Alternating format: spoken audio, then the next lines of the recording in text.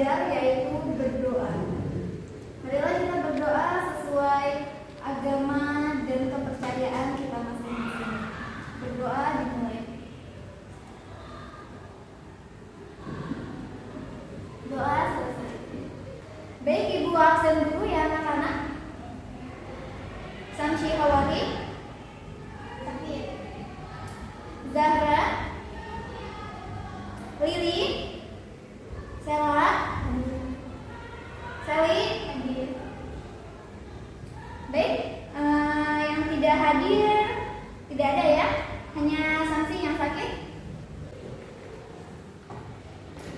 Ya baik anak-anak, puisi di sini sudah sangat sering kita dengar ya kan, dari kita SD, SMP, bahkan sekarang SMA. Puisi ini sangat sering kita dengar dan kita pelajari. Ada yang masih ingat pengertian dari puisi? Ya, puisi merupakan salah satu karya sastra yang penuh dengan makna konotasi yang sama dan tersirat. Puisi ini menggambarkan perasaan dari sang penulis atau sang penyair. Di sini ada yang menurut seorang ahli yang bernama Herman J. Waluyo yang menjelaskan bahwa puisi adalah suatu karya sastra yang mengungkapkan pikiran dan perasaan si penyair dengan cara yang imajinatif dan disusun dengan mengonsentrasikan semua kekuatan bahasa dalam pengonsentrasian sebuah struktur fisik dan struktur batinnya. Jadi di sini unsur pembentuk puisi itu ada dua, yaitu unsur pembentuk puisi intrinsik dan unsur pembentuk ekstrinsik. Atau yang intrinsik apa anak-anak? Ekstrinsik? Ya. Adapun unsur pembentuk puisi secara intrinsik atau dari dalam, ada yang masih ingat ada berapa? Unsur pembentuk puisi secara intrinsik ada 10. Yang pertama ada diksi, 2 imajinasi, yang ketiga kata konkret, 4 gaya bahasa, 5 rima, 6 ada yang ingat? Apalagi Sally? 6 tipografi, 7 tema, 8 rasa, 9 nada, dan yang terakhir apa Sela? Dan yang terakhir adalah amanah.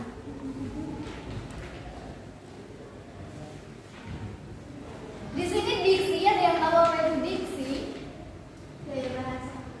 Iya, betul sekali. Diksi adalah unsur pembangun puisi dari dalam, yang berarti pemilihan kata-kata yang digunakan oleh penyair dalam imaji atau imajinasi, yakni melibatkan penggunaan indera manusia yang dibagi menjadi 3, yakni imaji suara, imaji penglihatan, dan imaji raba atau imaji sentuh. Yang ketiga kata konkret. Kata konkret, saya tahu apa itu kata konkret? Yang lain ada yang tahu kata konkret? Kata konkret yakni unsur pembangun puisi dari dalam dengan kata yang memungkinkan terjadinya imajinasi. Kata konkret juga bersifat imajinatif sehingga memunculkan imajinasi seseorang yang biasanya berhubungan dengan kata kiasan atau lambang. Dari ke-10 unsur pembentuk puisi di sini ada yang ingin ditanyakan? Bagaimana Sela, Sally, dan yang lain?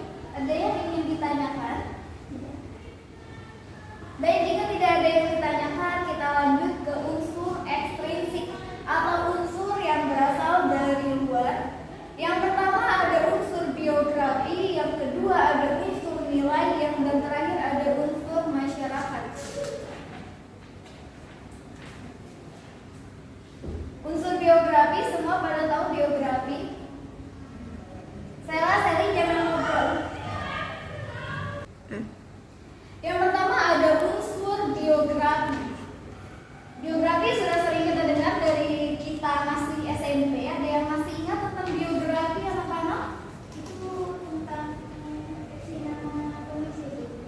Ya, tentang riwayat hidup si penulis. Unsur nilai. Yang kedua ada unsur nilai. Dalam puisi selalu mengandung unsur nilai-nilai yang terkandung di dalamnya. Unsur nilai pada puisi yakni di bidang ekonomi, politik, budaya, sosial, pendidikan, dan lain-lain. Serta yang ketiga ada unsur masyarakat. Sampai di sini ada yang ingin ditanyakan? Unsur masyarakat. Unsur masyarakat, baik dijelaskan tentang unsur masyarakat. Unsur masyarakat adalah unsur membangun puisi dari luar dengan kondisi dan situasi sosial saat puisi ini dibuat. Unsur masyarakat bisa berupa keadaan lingkungan sekitar hingga situasi politik suatu negara yang bersangkutan. Nah, baik, setelah sampai sini kita akan membaca sebuah puisi, lalu kita akan mencari unsur-unsur intrinsik dari puisinya. Baik, dengarkan ya anak-anak.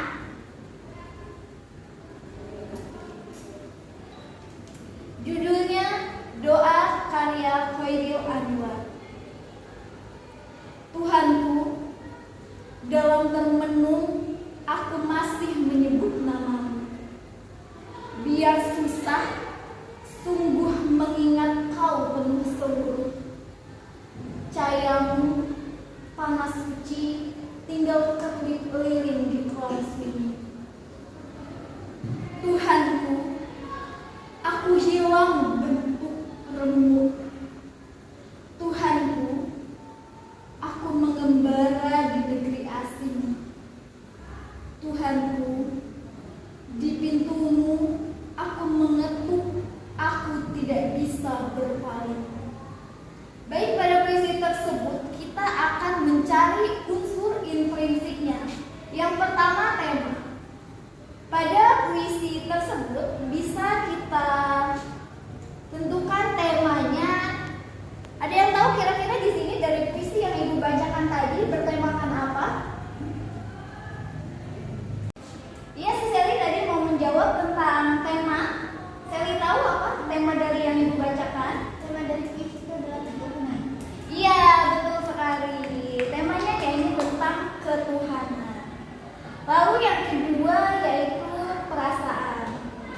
Puisi doa menggambarkan perasaan penyair yang penuh rasa haru dan rindu kepada Tuhan yang Maha Esa. Hal ini dibuktikan dengan penggunaan kata, Tuhanku, dalam termenung aku masih menyebut namamu. Lalu yang ketiga, nada dan suasana. Sisela tahu nada dan suasana pada puisi yang Ibu bacakan? Ya, puisi doa tersebut mengandung nada ajakan kepada pembaca, kepada kita semua untuk senantiasa mendekatkan diri kepada Tuhan dan tidak berpaling. Sedangkan suasana dalam puisi ialah perasaan rindu dan haru kepada Tuhan. Lalu yang terakhir adalah amanat. Ada yang bisa kasih amanat dalam puisi yang Ibu bacakan tadi? Ya, puisi doa tersebut mengandung amanat agar pembaca dapat mendekatkan diri kepada Tuhan dan senantiasa bertekun dalam menjalankan perintah